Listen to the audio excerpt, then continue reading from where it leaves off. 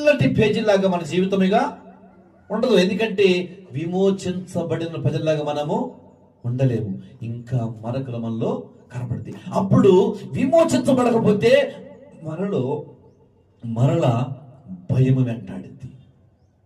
సంతోషం ఉండలేము.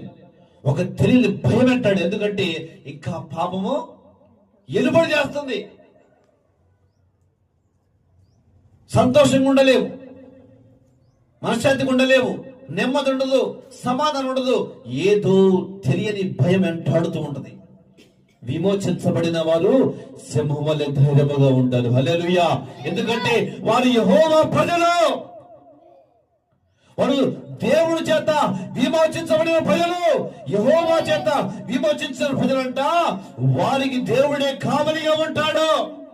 దేవుడు వారిని కాపాడుకుంటూ ఉంటాడు. ఎందుకంటే దేవుడు తన ప్రజల్ని కాపాడు విషయంలో, ఎందుకంటే నేను విమోచించాను కనుక వారు నేనే కాపాడుకుంటాను. హల్లెలూయా.